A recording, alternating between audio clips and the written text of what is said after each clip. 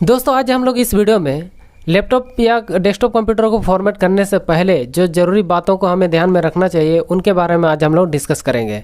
तो सबसे पहले तो बात करते हैं लैपटॉप कंप्यूटर के बारे में। अगर लैपटॉप कंप्यूटर को अगर आप फॉर्मेट कर रहे हैं तो कम से कम आपका लैपटॉप 60% तो चार्ज होना ही चाहिए।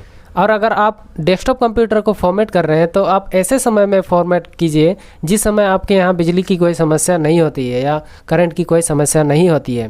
ऐसा मैं इसलिए बोल रहा हूँ क्योंकि जब आप फॉर्मेट करते हैं और इस दौरान में अगर आपकी बिजली चली जाती है या तो फिर आपके लैपटॉप में बैटरी कम रहती है और अचानक वो शट डाउन हो जाता है या बंद हो जाता है तो आपका जो भी फॉर्मेट करने का जो आप टास्क परफॉर्म कर रहे हैं वो बीच में ही रुक जाता है। तो ऐसे में क्या होता है कि आपका पहले से जो ऑपरेटिंग सिस्टम आपके पीसी में इंस्टॉल है वो भी आधा अधूरा फॉर्मेट हो चुका है, जो कि आप दोबारा वो ओपन नहीं हो सकता है।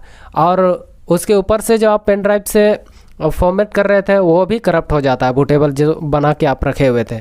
तो दोनों ही ऑपरेटिंग सिस्टम आपका करप्ट हो जाता है। तो ना तो आप दोबारा फिर फॉर्मेट कर सकते हैं और ना तो पहले वाले ऑपरेटिंग सिस्टम को आप ऑन कर सकते हैं। तो ऐसे में बहुत आप बुरी तरह से फंस सकते हैं। नेक्स्ट चीज़ जो हमें ध्यान में ये रखना चाहिए कि अगर आपके पीसी में 4 GB तक रैम है तो कम से कम आपको 32 बिट ऑपरेटिंग सिस्टम को ही इंस्टॉल करना चाहिए। और अगर आपका 4 GB से ज़्यादा रैम है तो आपको 64 बिट ऑपरेटिंग सिस्टम को इंस्टॉल करना चाहिए फॉर्मेट करने समय। ऐसा मैं इसलिए बोल रहा हूँ क्योंकि अगर आपके पीसी में 4 GB ही रैम है और आपने 64 बिट ऑपरेटिंग सिस्टम वाले को अपने पीसी में इंस्टॉल कर लिया तो आपका पीसी में बाद में परफॉर्मेंस बहुत ही स्लो आपको मिलेगा, जिस कारण से आपको इन सब बातों को ध्यान में रखना चाहिए।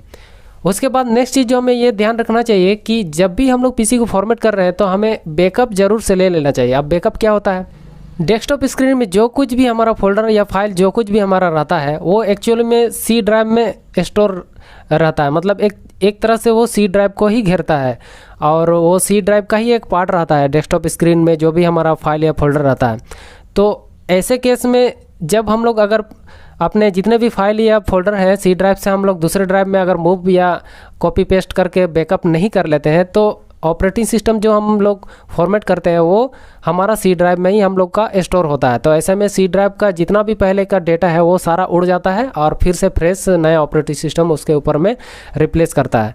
तो ऐसे में आपका फाइल या फोल्डर का या फिर जितना भी फाइल वगैरह है सब आपका करप्ट हो सकता है या हमेशा के लिए डिलीट हो सकता है, जो कि आपको वापस फिर से नहीं मिलेगा। अगली चीज़ आपको ये ध्यान में रखना चाहिए कि जब हमारा पीसी फॉर्मेट हम लोग कर रहे होते हैं उस समय हम लोग कीबोर्ड का कोई भी की प्रेस नहीं करना है जब तक कि कोई कमांड टाइप करने के लिए ऑप्शन में हमें शो नहीं कर दे।